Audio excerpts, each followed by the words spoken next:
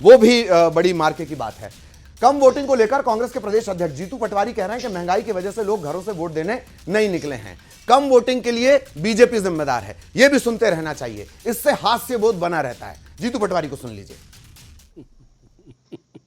घट गया 8% ओवरऑल, अगर 2 चरणों की हम बात करते हैं, क्या कारण लगता है? क्यों देना चाहिए? महिलाओं ने वोट 3,000 रुपए का इनने कहा था, नहीं दिए, धोखा दिया ना शिवराज जी ने, मोदी गारंटी ने, तो वो धोखे का असर है।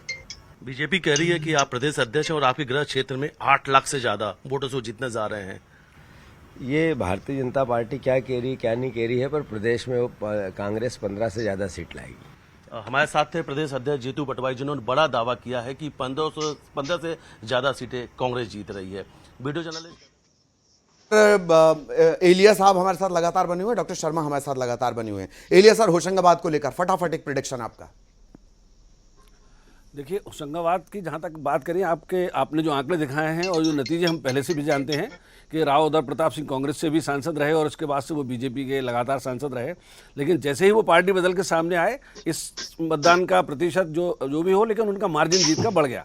इससे साबित होता है कि होशंगाबाद बीजेपी का गढ़ है। अर्जुन सिंह जैसे बड़े नेता भी वहाँ से कांग्रेस के हार चुके थे, तो गढ़ तो निश्चित रूप से है वो होशंगाबाद। लेकिन मतदान का कम प्रतिशत विधानसभा के चुनाव में और अभी लोकसभा के चुनाव में फ़र्क ये है कि विधानसभा के चुनाव में विधायक से जुड़े हुए जो कार्यकर्ता होते हैं राजनीतिक दलों के, या जो विधायक बनना चाहते हैं विपक्षी दलों के भी प्रत्याशी जो होते हैं, उनके साथ जुड़े हुए लोग, वो मतदान का प्रतिशत बढ़ाने में बड़ी भूमिका निभाती है, क्योंकि उनके कुछ काम रहते हैं स्थानीय स्तर पर, उनकी अपनी राजनीति उससे चलती है। लेकिन लोकसभा के चुनाव में मतदान का प्रतिशत बढ़ाने से उनकी राजनीति नहीं चलती है। एक वजह यह भी होती है मतदान का प्रतिशत कम होने से, और राष्ट्रीय स्तर पर उस तरह का मुद्दा कोई है नहीं, जैसे पुलवामा था, उस तरह का मुद्दा अभी एकदम सामने उस तरह का नहीं है। राम मंदिर जनवरी की बात है, उस तरह से उसका असर थोड़ा कम दिख रहा है, हालांकि वो प्रभावी मुद्दा है, लेकिन उसकी वजह से मतदान बढ़ जाएगा वैसी स्थिति शायद नहीं है। ठीक, डॉक्टर शर्मा आपके पास एक बात और, एक फैक्ट और भी कि जो संजू शर्मा, संजू भैया नाम से जो फेमस हैं, उनके भाजपा से भी बड़े अच्छे ताल्लुकात हैं। इस तरह की भी जानकारियां गाहे बगाहे निकलकर सामने आती हैं। होशंगाबाद पर आपका प्रेडिक्शन बहुत शॉर्ट में सर, प्लीज। देखिए, संजय शर्मा की जो पॉलिटिक्स की शुरुआत है वो NSUI से है, लेकिन वो सुंदरलाल पटवा के कॉन्टेक्ट में आने के बाद भारतीय जनता पार्टी ज्वाइन की। चाहे वहां पर देवेंद्र पटेल हो या राव उदय प्रताप, ये तीनों एक साथ के दोस्त हैं। ब्राह्मण वोटों का वहां अस्तित्व है, इसमें कोई दो राह नहीं। लेकिन भारतीय जनता पार्टी का गढ़, RSS का गढ़, उसको सींचने में सुंदरलाल पटवा और शिवराज सिंह चौहान की ताकत ने उस सीट को भाजपा की बेशन बना दिया है। तो अब कहा यह जा सकता है कि जो लीड बढ़ी उनकी, आपको पता हो कि देश के टॉप 10 जीत में उनकी जीत शामिल थी, तो कहा यह जा सकता है कि वहां पर जो स्थितियां जो निर्मित हो रही हैं, जो डिक्लाइन देखने को मिला, उसके पीछे कहीं ना कहीं महिलाओं का जो असर असेंबली इलेक्शन में देखने को मिला या 2019 में देखने को मिला, वो एक भारतीय जनता पार्टी अपने 370 वोट बढ़ाने का जो दावा कर रही थी कि जी ठीक, मैं आऊंगा। अब खजुराहो की बात कर ली जाए। एक फैक्ट जिसकी तरफ डॉक्टर शर्मा इशारा कर रहे थे, जो टॉप 10 विक्ट्री थी पिछले चुनाव की, उसमें से 10वें नंबर पर होशंगाबाद रही। खजुराहो के आंकड़े आ गए, खजुराहो देख लीजिए। खजुराहो लोकसभा 2009 43% से ज्यादा, 2014 51% से ज्यादा, 2019 68% से ज्यादा, 2024 धड़ाम से नीचे आता है आंकड़ा। खजुराहो सबसे गर्म है, ना सिर्फ सियासी तौर पर, मौसम के तौर पर भी। खजुराहो लोकसभा 2009 जीत का मार्जिन 28,000, 2014 लहर की बात 2 लाख से ज्यादा का मार्जिन, 2019 4 लाख से ज्यादा के मार्जिन से जीत मिली है। वीडी भैया थे यहां पे। और अब वोट परसेंट और जीत का मार्जिन एक साथ देखिए। 2014 51%, 2 लाख से ज्यादा लीड, 2019 68%, 4 लाख से ज्यादा की लीड यहां पे ये नजर आ रहा है। इसी के साथ हम वो भी बताते जा रहे हैं कौन क्या बोल रहा है। मंत्री प्रहलाद पटेल कम वोटिंग को लेकर कांग्रेस पर हमला बोल रहे हैं। पटेल कह रहे हैं कि कांग्रेस की निष्क्रियता की वजह से कम वोटिंग हुई। पटेल ने शादी और गर्मी को भी मतदान से जोड़ दिया। हैरत की बात तो यह है कि बीजेपी गिना रही है कि 4 लाख हम ले आए कांग्रेसी। अरे 4 लाख कांग्रेसी आ गए तो कम से कम 8 लाख वोट भी आ जाते। खैर, पटेल साहब को सुन लीजिए। फिर से समीक्षा करेंगे, क्योंकि मेरे जैसा व्यक्ति मानता है कि हमारी सक्रियता अगर है तो मतदान बढ़ना ही चाहिए। लेकिन गर्मी थी, वैवाहिक कार्यक्रम थे और कांग्रेस की निष्क्रियता, 3 कारण मैं मानता हूँ, लेकिन फिर भी 10% की गिरावट, बड़ी गिरावट है। और मैं इसे चिंताजनक मानता हूँ। खजुराहो को लेकर पहले डॉक्टर शर्मा मैं आपके पास आना चाहूंगा। खजुराहो का जो सवाल है, बात दरअसल शुरुआत से यहां कही जा रही है कि मसला मार्जिन का है, लेकिन वोटिंग परसेंटेज कहता है कि जैसे कहा गया बड़े बड़े नेता वहां पहुंचे कि जो वीडी भैया हैं उनको तो अब रिकॉर्ड मतों से जिताना है। क्या वाकई वो रिकॉर्ड बन पाएगा अगर देखा जाए प्रेडिक्शंस को? तो डॉक्टर शर्मा देखिए, प्रेडिक्शंस की बात तो ये कहेंगे कि प्रेडिक्शंस जो आपने पिछले मध्य प्रदेश के असेंबली इलेक्शंस में किए, देवर कोलैप्स्ड जी, सभी की।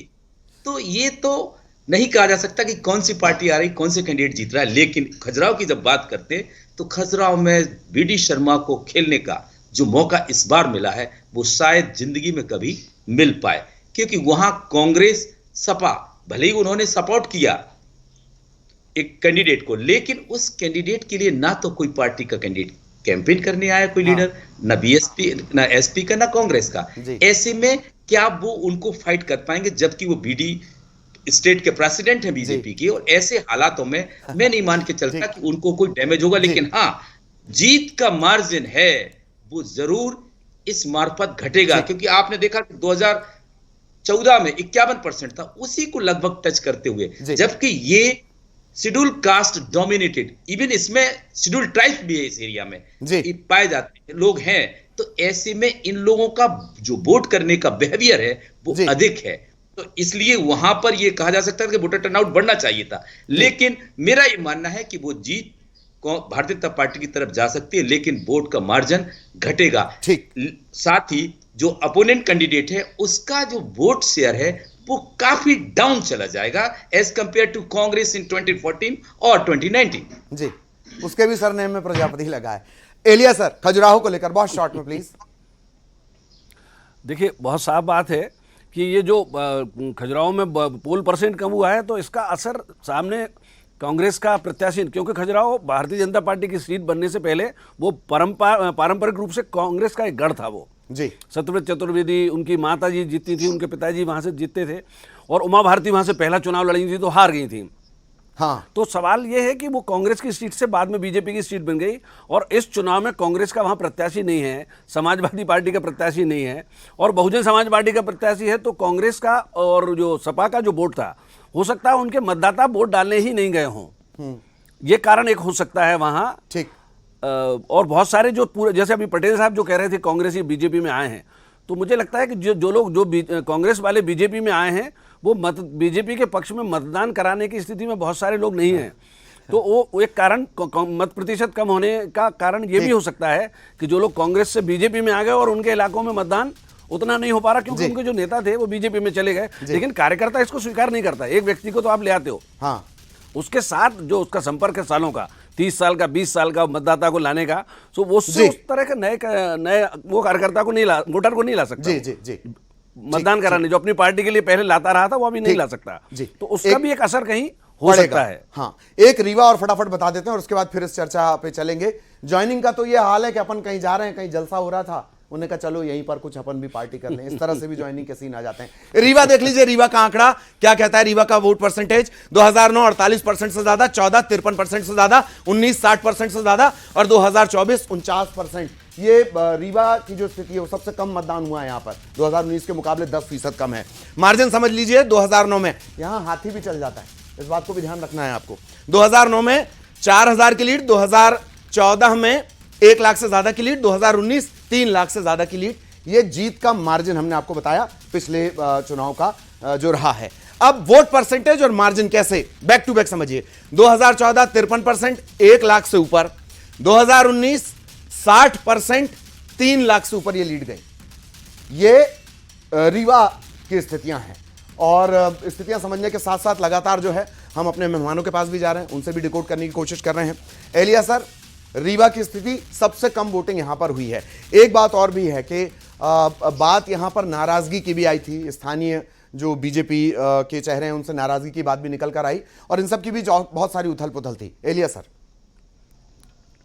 देखिए, दो बातें हैं। आपने बहुत सही कहा कि वहाँ रीवा और सतना 2 ऐसी सीटें हैं जहाँ बसपा से प्रत्याशी जीते हैं, और बड़े मार्जिन से भी वो वहाँ से जीते रहे पहले जी।